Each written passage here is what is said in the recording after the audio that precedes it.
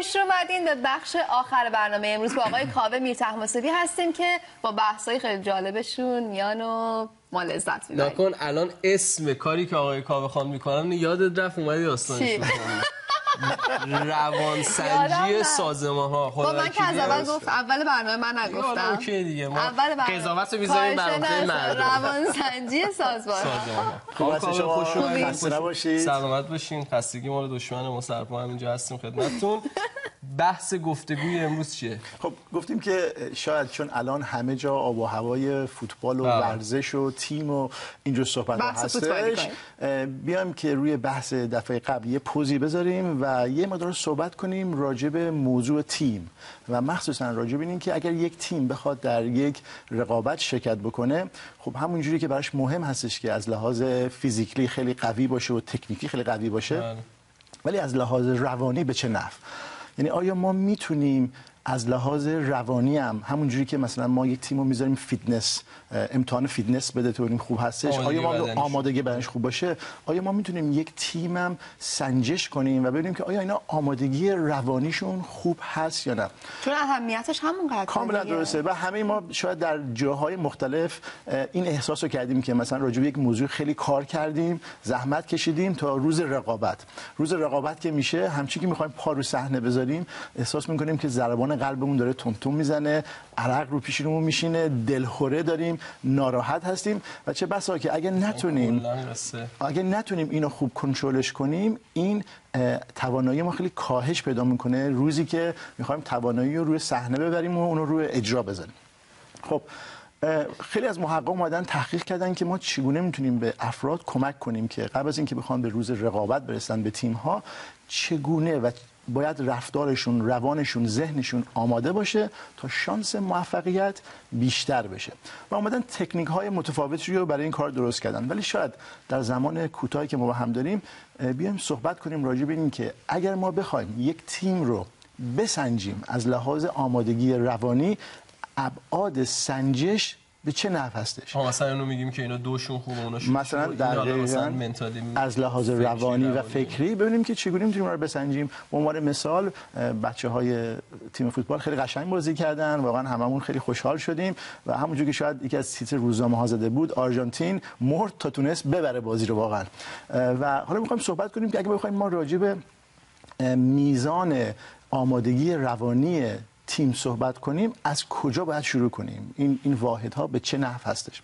خب یکی از راههایی که میتونیم این راه استفاده کنیم، روشی هست که به انگلیسی بهش میگن روش 4C، چون اون چیزایی که واحدایی که دنبالش میگردیم 4 تا هستن و اولش هم با حروف C شروع میشه. ولی حالا که بخوایم اون رو ترجمهش کنیم به نوعی به فارسی، شاید مثلا بگیم که اون میشه روش تامت، یعنی ت، الف، م و ت.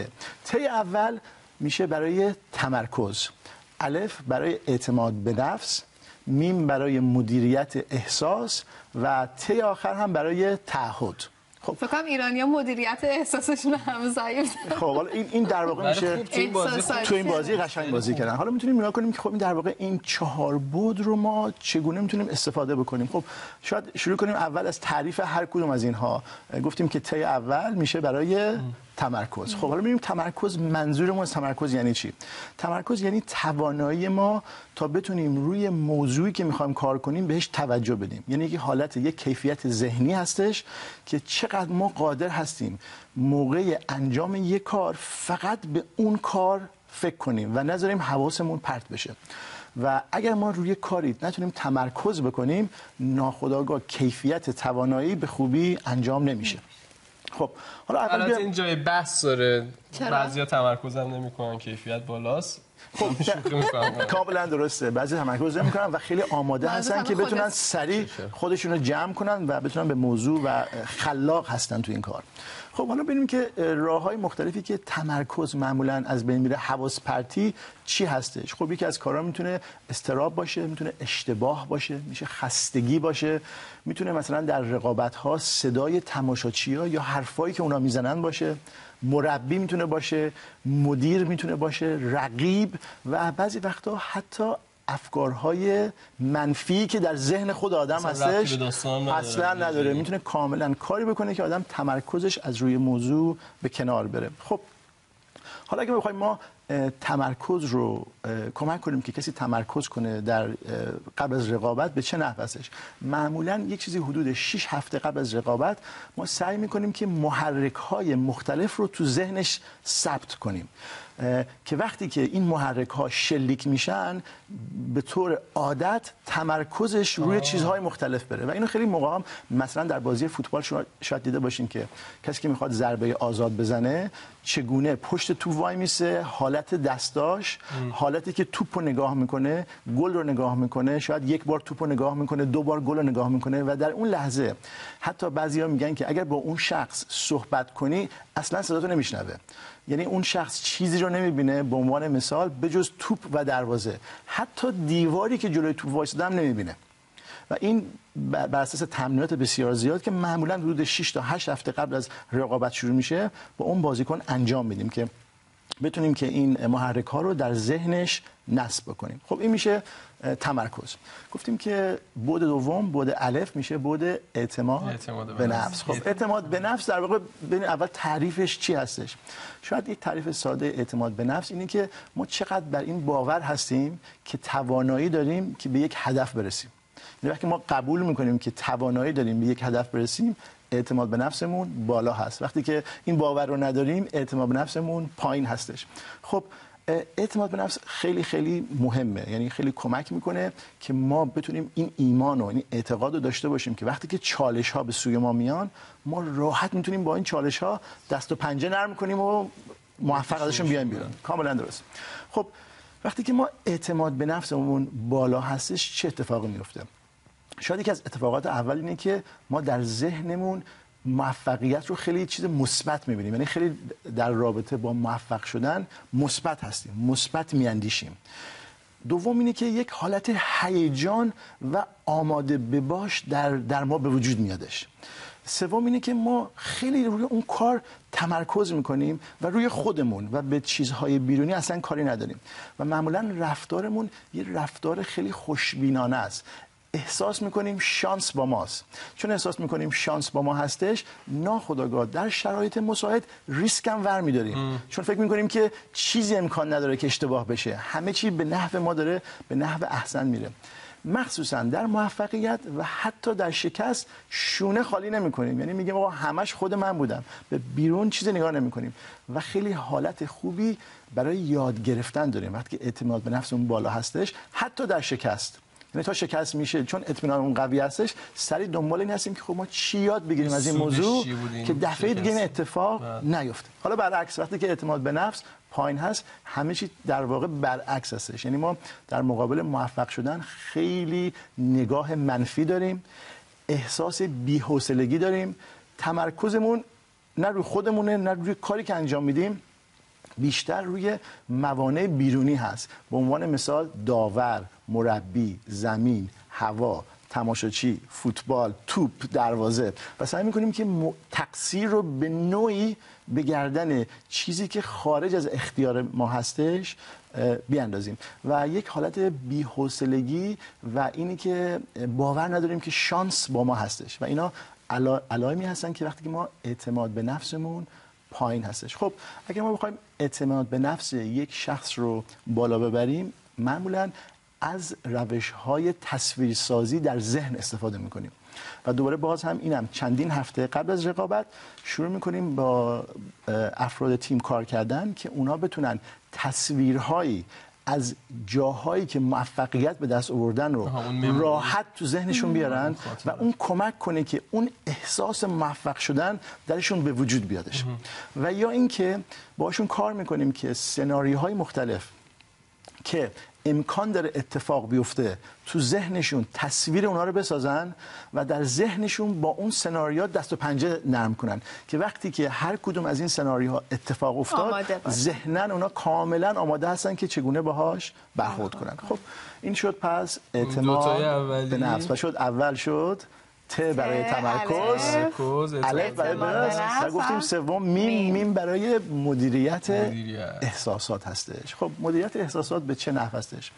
خب ما موقعی که بهترین احساسی که ما بخوایم در یک طرف درست کنیم قبل از رقابت که براش بسیار کمک کنه در ضمن طی رقابت، احساس اضطراب همزمان با خوشبینی و خوشحالی، هیجان خوب که در واقع میشه هیجان خوب. ما در واقع اضطراب رو میخوام، چرا که اضطراب به ما حالت آماده باش رو میده. اگر اضطراب نباشه شاید یه حالت بیخیال، آروم و افتاده میشه.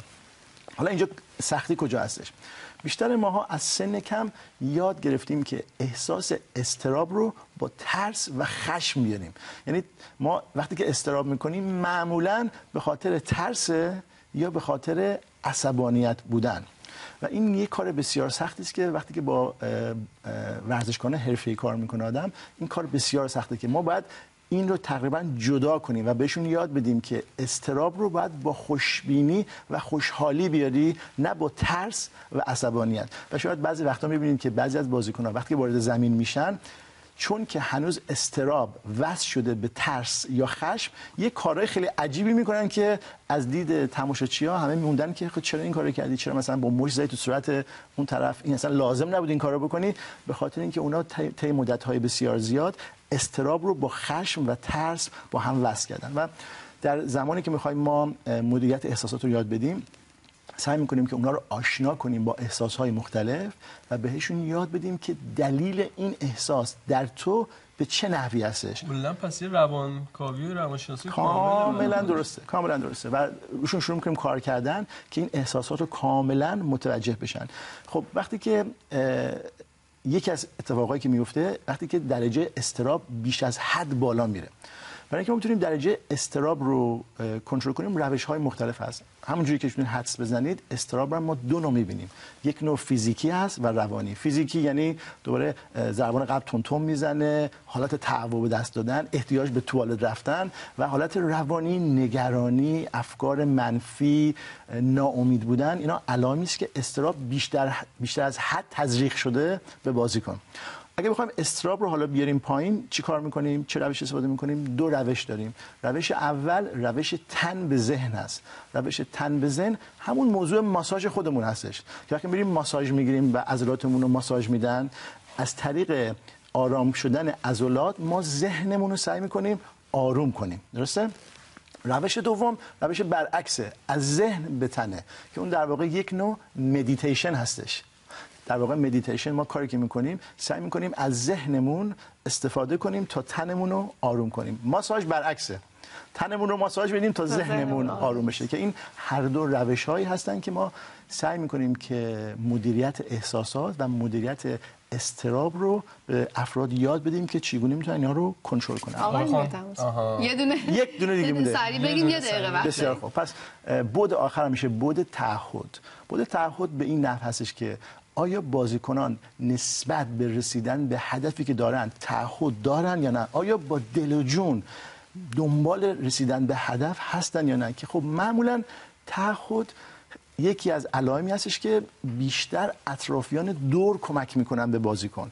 مثلا ما بریم در کشورهای پیشرفته، کاری که میکنن سعی میکنن تا اونجایی که ممکنه تعهدهای دیگر رو از روشونه اون ورزشکاری که میخواد رقابت کنه وردارن. یعنی به چه نحوی سعی میکنن مواظبش باشن، از لحاظ مالی، از لحاظ خانواده، از لحاظ آسایش، از لحاظ اینکه لباسش اگه تنش میره میشوره یه وقت آب نره، کفشاش درست باشه، خانواده‌اش مدرسه خوب برن، بچه‌ها مدرسه خوب برن، تا اون بتونه که تمام حواسش رو روی تعهد اصلی یعنی آماده کردن و شرکت در رقابت بذاره.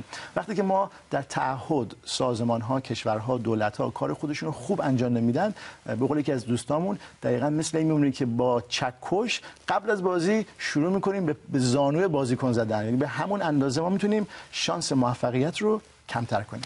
خیلی عالی، توضیحاتون خیلی جالب بود. بسیارم خوب. تمام این من دوربین اون دوربینه، تمام این توضیحات در مورد تیم فوتبال گفتم، ولی من حدس می‌زنم که در مورد هر ارگانیزیشن، هر چی میشه ارگانیزیشن، سازمانی این کار میکنه. کاملا فقط مثلا. خیلی هم ممنون. متشکرم. نیلوفر خانم مثل اینکه رسیده به آخر برنامه. بله به آخر برنامه امروز رسیدیم. ممنون که تا این لحظه همراه من، سیاوش و آقای میرتماسبی. آره خدافظی خیلی سریع نکنی. یه بار دیگه من بگم که چهارشنبه نیم ساعت قبل بازی ایران و بوسنی بیان اینجا دوره هم باشیم. هیچی دیگه هشتگ اومد تو پلاس دادن فیسبوک و وبسایت این داستانا که دیگه خودتون خسته نشی شما که نگفتید. بعد خدا نگهدار. تا یه من و تو پلاس دیگه، خدا نگهدار.